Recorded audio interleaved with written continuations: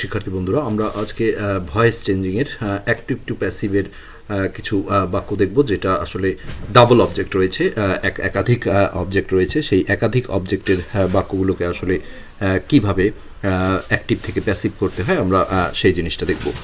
তো এক্ষেত্রে আমরা প্রথমে হচ্ছে যে অবজেক্ট কি এই বিষয়টা তোমাদের বুঝতে হবে। আমরা ভয়েস চেঞ্জিংয়ের আগের অন্যান্য ভিডিওগুলোতে যদিও এটা দেখিয়েছি, তারপর আমরা এটা নতুন করে একটু দেখাচ্ছি যে একটা বাক্যের যে মূল ভার্বটা থাকে, অর্থাৎ বাক্যের যে প্রিন্সিপাল ভার্ব বলা হয় যেটা, তো বাক্যের মূল ভার্বকে তোমরা তিনটা জিনিস দিয়ে প্রশ্ন করে টেস্ট করতে পারো। একটা হলো কি দিয়ে, আমরা পরে উদাহরণ দিয়ে বিস্তারিত বোঝাবো।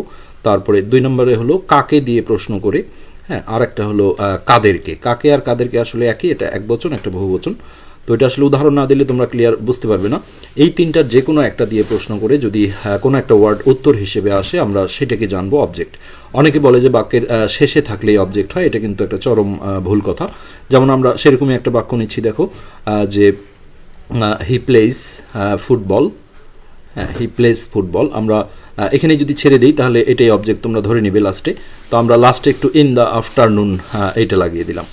তো এখন অনেকেই দেখো এই জায়গায় অন্ধের মতো ইন দ্য আফটারনুনটাকে প্যাসিভ করার সময় সাবজেক্ট করে নিয়ে আসে, ওইটাকে তারা অবজেক্ট ভেবে। কিন্তু আমরা উপরে যে বলেছি যে বাক্যের মূল ভার্বকে কি, কাকে, কাদেরকে, হ্যাঁ, এগুলোর কোনো একটা দিয়ে প্রশ্ন করে উত্তর পেতে হবে, তাহলেই সেটা অবজেক্ট হবে। আমরা দেখো ইন দ্য আফটারনুন যদি উত্তর হিসেবে পেতে চাই তাহলে কখন দিয়ে প্রশ্ন করতে হয়। তো আমরা কিন্তু উপরে কখনটা নেইনি, আমরা কি, কাকে, কাদেরকে তিনটা জিনিস বলেছি।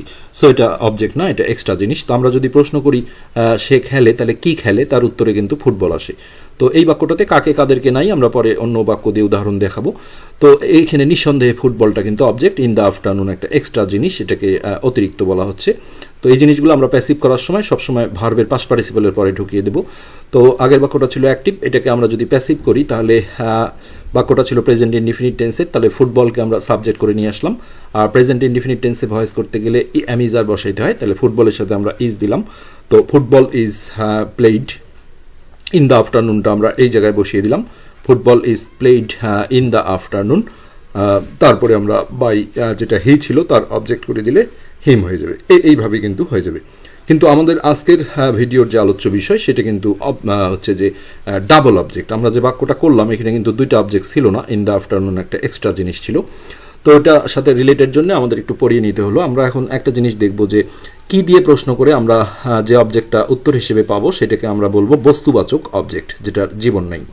যেহেতু আমাদের ডাবল অবজেক্ট আজকের আলোচ্য বিষয়, আমাদের অবজেক্টগুলো বুঝতে হবে।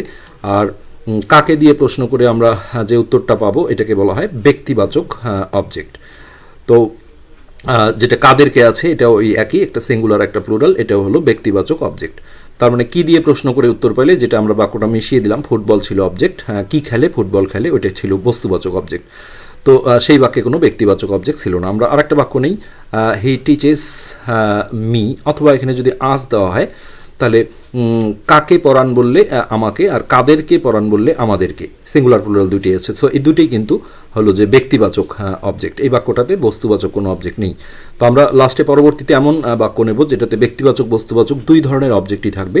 আমরা আপাতত কিন্তু সিঙ্গেলে আছি। আগের বাক্যটা আমরা হচ্ছে যে বস্তুবাচক অবজেক্ট দিয়ে দেখালাম, ফুটবলের বাক্যটা। আর এখন তোমাদের কিছু জিনিস জানতে হবে যে ব্যক্তিবাচক অবজেক্ট কিন্তু মাত্র হাতে গোনা 6টা আছে। এই 6টা তোমাদের এটা অবশ্যই জানতে হবে ভয়েস করতে গেলে। তো এই 6টি, আর বস্তুবাচক অবজেক্টের কোনো শেষ নেই, ফুটবল টুটবল অসংখ্য কিছু হতে পারে। তো এই 6টা ব্যক্তিবাচক অবজেক্টের মধ্যে একটা মি, একটা হলো ইউ, এই ইউ মানে তোমাকে, হিম, তারপরে 4 নম্বরে হচ্ছে হার, 5 নম্বরে হচ্ছে আস যেটা উই থেকে আসে, আর 6 নম্বর হলো দে থেকে যেটা দেম হয়। এই মোটে 6টা হলো ব্যক্তিবাচক অবজেক্ট, যেটা কাকে বা কাদেরকে দিয়ে প্রশ্ন করে উত্তর পাওয়া যাবে। সিম্পলি এটা মনে রাখতেই হবে, কিছু করার নেই। আর বস্তুবাচক অবজেক্টের কোনো হিসাব নেই, ক্রিকেট, ফুটবল, অনেক কিছু হতে পারে, রাইস, ভাত, হ্যাঁ। তো ওটা আমরা গেলাম না, ওটা আমরা দেখব। তো আমরা এখন আস্তে আস্তে ডাবল অবজেক্টের দিকে যাচ্ছি, যে একই বাক্যে ডাবল বলতেই সেটা একটা ব্যক্তিবাচক থাকবে আর একটা বস্তুবাচক অবজেক্ট থাকবে। তো সেক্ষেত্রে আমরা কিভাবে কাকে সাবজেক্ট করে প্যাসিভ করব। তো আমরা 3টা ডিজাইনের বাক্য এখানে নেব, তোমাদের এটা খুব মনোযোগ দিয়ে বুঝতে হবে আসলে। ডিজাইন 1, আমরা অ্যাক্টিভের একটা বাক্য নিচ্ছি, হি টিচেস, তোমরা এখানে আসও দিতে পারো, মেয়েও দিতে পারো। হি টিচেস আস ইংলিশ, তিনি আমাদেরকে ইংলিশ পড়ান। তো এক্ষেত্রে আমরা যদি মূল ভাটকে প্রশ্ন করি কাদেরকে পড়ান, তার উত্তর আসে আমাদেরকে। তো কাকে বা কাদেরকে দিয়ে প্রশ্ন করে যেটা উত্তর পাবো এটাকেই বলা হয় ব্যক্তিবাচক অবজেক্ট। তো কাদেরকে পড়ান যদি বলা হয় তার উত্তরেই কিন্তু আসে আস। সো এটা হলো ব্যক্তিবাচক অবজেক্ট। আর কি পড়ান, এই কি দিয়ে প্রশ্ন করে উত্তর পেলে এটাকে আমরা বলি হচ্ছে বস্তুবাচক অবজেক্ট। যদি আমরা বলি কি পড়ান তার উত্তর আসে ইংলিশ। সো আসটা হলো ব্যক্তিবাচক আর ইংলিশটা হলো বস্তুবাচক। একটা জিনিস খেয়াল করো, ব্যক্তিবাচকটা আগে বসছে আর বস্তুবাচক অবজেক্টটা পরে বসছে, কিন্তু আমরা এরপরে একটা ডিজাইন পাবো, সেটা একটু ভিন্নতা আসবে, আমরা পরে দেখবো সেটা। তো আসটা হলো ব্যক্তিবাচক অবজেক্ট, যেহেতু এটা কাকে বা কাদেরকে এই দুইটার একটা দিয়ে প্রশ্ন করে আসলে সেটা ব্যক্তিবাচক অবজেক্ট হয়। আর ইংলিশটা আসছে হলো কি পড়ান দিয়ে, কি দিয়ে প্রশ্ন করে, সো এটা হলো বস্তুবাচক অবজেক্ট। তো এই দুই ধরনের অবজেক্টই কিন্তু আমাদের চিনতে হবে এই ডাবল অবজেক্টের বাক্যগুলো প্যাসিভ করার সময়। তো এই দুটো অবজেক্ট ছিল, আমরা হাতে নাতে প্রমাণ পেলাম এই বাক্যটায় দুটো অবজেক্ট ছিল। এখন আমরা প্যাসিভ করার সময় কি করব? তো প্রথমত আমরা দেখো আস যেটা ব্যক্তিবাচক অবজেক্ট ছিল এটাকে সাবজেক্ট করে আনলে উই হবে, আর ইংলিশকেও কিন্তু সাবজেক্ট করা যাবে। আমরা সেটা দ্বিতীয় বাক্যে দেখব, দুইভাবে এটা অ্যান্সার করা যাবে। সো আমরা প্রথমত আসকে সাবজেক্ট করলে হবে উই, আর বাক্যটা ছিল প্রেজেন্ট ইনডিফিনিট। প্রেজেন্ট ইনডিফিনিটে প্যাসিভ করতে গেলে অ্যামিজার বসাইতে হয়, তোমরা জানো নিশ্চয়ই। সেক্ষেত্রে উইর সাথে যেহেতু আর হয় তাহলে উই আর, আর টিচের first form past participle form দুইটাই হলো টট ভি3টা। তাহলে অনেকে টিও ইউ লেখে, আসলে টিএইউ জিএইচটি, যেমন ক্যাশ থেকে কট হয় সেরকম এ দিয়ে হয়। তাহলে উই আর টট, আমরা অপর অবজেক্টটা ঠিক ভার্বের পরেই বসিয়ে দিতে হবে। উই আর টট ইংলিশ, তারপরে আমরা বাই দিয়ে সাবজেক্টে যে হি ছিল এটাকে অবজেক্ট করে হিম করে দেবো। তো সিম্পলি এটি কিন্তু আমার একটা অ্যান্সার। তো এই বাক্যটা মজার বিষয় যে আরও একটাভাবে করা যায়, অর, সেক্ষেত্রে এটাও আমরা প্যাসিভ করছি, এটা দ্বিতীয় নিয়মে, এটাও রাইট। ইংলিশকেও আমরা সাবজেক্ট করে নিয়ে আসতে পারি। তো বস্তুবাচক অবজেক্ট সাবজেক্টগুলো একই রকম থাকে। ওইখানে দেখো আসটা যেমন উই হয়েছিল, আবার উইর অবজেক্ট আস হয়, কিন্তু ইংলিশ আমরা বসালাম সাবজেক্ট করে। আর প্রেজেন্ট ইনডিফিনিট টেন্স তাহলে ইংলিশের সাথে ইজ হলো পাস্ট পার্টিসিপল টট, অপর অবজেক্টটা আস আকারেই কিন্তু টটের পরেই বসিয়ে দিতে হবে। এটা হলো নিয়ম, যাকে তুমি সাবজেক্ট করবা না সেটা ভার্বের পরেই বসিয়ে দিতে হবে। তাহলে English is taught us by him, এটাও কিন্তু তোমার ফুল রাইট। কিন্তু বেশিরভাগ বই বা সব বই সব স্যাররাই সাজেস্ট করে সেটা হলো প্রথমটা যেটা আমরা করেছি, এটা কিন্তু উত্তম বলা হয় প্রথমটা। তো এই উত্তম কাজটাই আমরা সবসময় করার চেষ্টা করব, কিন্তু ডিজাইন 3তে গিয়ে আমরা আবার একটা নতুন কিছু দেখব, সেটা আমরা পরে কনক্লুশন টানবো। তো সেক্ষেত্রে আগের বাক্যটা কিন্তু যে কোনো একটাকে সাবজেক্ট করলেই তোমার বাক্যটা রাইট হবে। তো আমরা ডিজাইন 2-এ এখন নতুন আরেকটা বাক্য নিচ্ছি, সেটা হলো উই মেড হিম, আমরা তাকে বানিয়েছিলাম। এখানে ক্যাপ্টেন, কিং, সেক্রেটারি, চেয়ারম্যান এরকম যে কোনো কিছু দিতে পারে যেটা ভোটের মাধ্যমে নির্বাচন করা হয়। আর মেডের জায়গাটা অনেক সময় সিলেক্টেড, ইলেক্টেড এরকমও দেওয়া থাকতে পারে, যেটা নির্বাচিত করার বিষয়টা। তো এইসব ক্ষেত্রে দেখো একটা মজার বিষয় যে এখানেও দুইটা অবজেক্ট। কাকে বানিয়েছিলেন তার উত্তর হলো তাকে, তাহলে এটা একটা ব্যক্তিবাচক অবজেক্ট, যেহেতু কাকে বা কাদেরকে দিয়ে প্রশ্ন করে উত্তর পেলে এটা ব্যক্তিবাচক অবজেক্ট বলা হয়। আর কি বানিয়েছিলেন তার উত্তর হয় এ ক্যাপ্টেন, তাহলে এটা হলো বস্তুবাচক অবজেক্ট। অনেকের মনে হতে পারে যে এটা তো এই ক্যাপ্টেনেরও জীবন আছে, তাহলে ব্যক্তি তো, কিন্তু প্রশ্নটা কিন্তু কি দিয়ে প্রশ্ন করে উত্তর আসলো, কি দিয়ে প্রশ্ন করে উত্তর আসলে এটা আমরাকে বস্তুবাচক অবজেক্ট বলছি, আর কাকে বা কাদেরকে দিয়ে প্রশ্ন করে উত্তর আসলে ব্যক্তিবাচক অবজেক্ট। সো এই ক্যাপ্টেনটা আমরা বস্তুবাচক অবজেক্ট। এখন আগের বাক্যটার মতো করে আমরা যদি ওইভাবে ভাবি যে আমরা প্রথমে প্যাসিভ করতে গেলে হিমটাকে সাবজেক্ট করে ব্যক্তিবাচকটা, আগেরটাও যেমন আমরা আজকে প্রথম বাক্যে উই করে নিয়ে আসছিলাম, তাহলে হিমকে সাবজেক্ট করলে হয় ই, হি। আর এটা পাস্ট ইনডিফিনিট টেন্স যেহেতু, তাহলে ওয়াজ ওয়ার বসবে, হি এর সাথে ওয়াজ হয়, তাহলে হি ওয়াজ। আর মেডটাই past participle form, make, made, made, তাহলে হি ওয়াজ মেড। এ ক্যাপ্টেনটা এইভাবেই বসে যাবে। অনেক সময় কিন্তু এ থাকে না, না থাকলে আবার আনা যাবে না, যেমন থাকে সেরকমই দিতে হবে। তাহলে he was made a captain, আগের বাক্যে যেমন টটের পরে আমরা ইংলিশ দিয়েছিলাম সেরকম he was made a captain by, তাহলে উই ছিল সাবজেক্টে, অবজেক্ট হবে আস। এখন আমরা যদি দ্বিতীয়ভাবে ভাবতে যাই তাহলে কিন্তু আমাদের বাক্যটা ভুল হয়ে যাবে। সেই দ্বিতীয়টা হলো, আমরা আগের বাক্যে যেমন ইংলিশকে সাবজেক্ট করেছিলাম, এখানেও আমরা ভাবতে পারি যে এ ক্যাপ্টেনকে আমরা সাবজেক্ট করলাম, a captain was made him by us. এটা কিন্তু সম্পূর্ণ কাটা যাবে, কেননা এই ধরনের যে অবজেক্টগুলো থাকে ক্যাপ্টেন, কিং, চেয়ারম্যান, সেক্রেটারি, যেগুলো আসলে নির্বাচিত করা হয়, এগুলোকে আসলে ফ্যাক্টিটিভ অবজেক্ট বলা হয়। তো এই ফ্যাক্টিটিভ অবজেক্ট সম্পর্কে বইয়ে খুব একটা ভালো সংজ্ঞায়িত করা নেই। তারপরেও যেটা বলা হয় যে যে জিনিসগুলো আসলে নির্বাচিত করে করা হয় ভোটের মাধ্যমে, সিলেকশনের মাধ্যমে, এগুলোকে বলা হয় ফ্যাক্টিটিভ অবজেক্ট। Factitive object. তো এরকম কী কী হতে পারে আমরা কিছু লিখে দিই। ক্যাপ্টেন, সেটা এ দিয়ে থাকতেও পারে, নাও থাকতে পারে, যেমন থাকবে সেরকমই লিখবো। ক্যাপ্টেন, তারপরে কিং যেটা রাজা, উই মেড হিম কিং এরকম দিল। তারপরে চেয়ারম্যান হতে পারে, কাউন্সিলর হতে পারে, সেক্রেটারি হতে পারে, অসংখ্য হতে পারে। সো এগুলো আমরা এত তো মুখস্থ করতে যাব না। তো এই সব ক্ষেত্রে আমরা একটা জিনিস মেনটেন করে চলবে। দেখো, তো এই ধরনের অবজেক্টগুলো ফ্যাক্টিটিভ অবজেক্ট বলা হয়। তো এগুলোকে কিন্তু সাবজেক্ট করার সাথে সাথে তোমার বাক্যটা কেটে দেবে। অথচ আমরা ফার্স্ট ডিজাইনের বাক্যে দেখেছি যে আজকে সাবজেক্ট করে উই করলেও রাইট হয়েছিল, আবার ইংলিশকে ইংলিশ সাবজেক্ট করেও কিন্তু বাক্যটা রাইট হয়েছিল।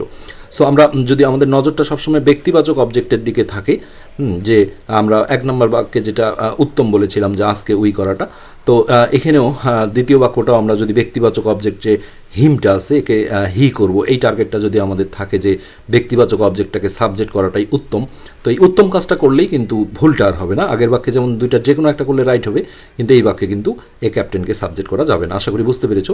তো এবার আবার একটা বিপরীতধর্মী জিনিস আমরা দেখব যে ডিজাইন 3-তে গিয়ে আমরা আরেকটা ধরনের বাক্য নিচ্ছি। আমরা কিন্তু এর আগে বলে আসলাম ব্যক্তিবাচক অবজেক্টটাকে সাবজেক্ট করা উত্তম। এখন উত্তম কাজটা দেখো কিভাবে অধম হয়ে যায়। তো সব জিনিসই আসলে জেনেই তোমাদের করতে হবে। He gave some food to me.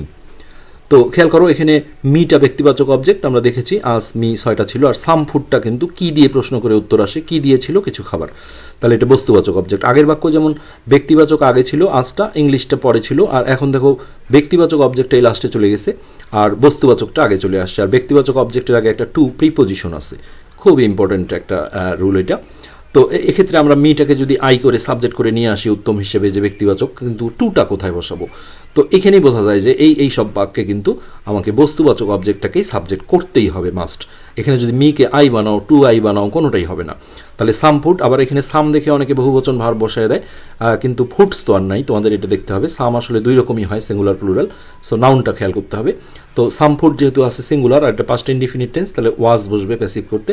Some food was গিভের পাস্ট পার্টিসিপল হচ্ছে given. Some food was given to মিটা এইভাবেই ভার্বের পরে আইকা মারা থাকবে, বসে দিতে হবে টু মি, তারপরে বাই হিম। আর কোনো বিকল্প অপশন নেই। সো আমরা একটাই জিনিস দেখলাম যে এই 3 ধরনের ডিজাইনের মধ্যে ফার্স্ট ডিজাইনে যেটা ছিল, সেই ফার্স্ট ডিজাইনে শুধুমাত্র যে কোনো একটা অবজেক্টকে সাবজেক্ট করে রাইট হয়েছিল। তারপরে আমরা উত্তম দেখেছিলাম যে ব্যক্তিবাচক অবজেক্টটাকে সাবজেক্ট করা, অর্থাৎ আজকে উই করা। কিন্তু বাকিগুলোতে আমরা যেটা দেখলাম যে ব্যক্তিবাচক করাই উত্তম। এখানে এ ক্যাপ্টেনকে করলে উত্তম বলে কথা না, কাটাই যাবে এ ক্যাপ্টেনকে করলে। আর এইখানে আবার যখন ব্যক্তিবাচকের আগে কোনো প্রিপোজিশন থাকবে তখন আবার তাকে সাবজেক্ট করা যাবে না, তখন বস্তুবাচক অবজেক্টটাকেই সাবজেক্ট করতে হবে। তো আশা করি পুরো ব্যাপারটা তোমরা বুঝতে পেরেছো। আমাদের আজকের যে আলোচ্য বিষয় ছিল সেটা হলো এই অ্যাক্টিভ টু প্যাসিভের ডাবল অবজেক্টের বিষয়গুলো আমরা কি করব। তো আমরা ফাইনালি তোমাদের একটা নোট দিয়ে দিচ্ছি, যেটা এতক্ষণ যাদের মাথায় হয়তো ক্লিয়ার আসেনি, বোঝনি, তাদের জন্য এই টিপসটা থাকলো, একটা সেরা টিপস, যে দুটি অবজেক্ট থাকলে তোমরা আসলে কি করবে। আমরা এই নোটটা যদি লিখে রাখো তাহলে কিন্তু এনাফ। তো দুটি অবজেক্ট থাকলে সবসময়, যখনই দুটো অবজেক্ট থাকবে, হ্যাঁ, সবসময় যেটা ব্যক্তিবাচক অবজেক্ট অর্থাৎ মি, হার, হিম, আস, এগুলোকে আমরা সাবজেক্ট করব। দুটি অবজেক্ট থাকলে সবসময় ব্যক্তিবাচক অবজেক্টকে আমরা উদাহরণে দিয়ে দিলাম। 6টা ব্যক্তিবাচক অবজেক্ট আছে হাতে গোনা, মি, হার, হিম, তারপরে দেম, হ্যাঁ, তারপরে ইউ, আরেকটা হলো আস। এই 6টা একদম হাতে গোনা। তো এই ধরনের অবজেক্ট দেখলে আমরা তাদেরকে সাবজেক্ট করে ফেলবো। হ্যাঁ, ব্যক্তিবাচক অবজেক্টকে সাবজেক্ট করব। তাহলে তুমি 1 আর 2 আমরা যে উদাহরণ দিয়েছিলাম ডিজাইন 1, 2, 2 ক্ষেত্রেই বেঁচে যাবে।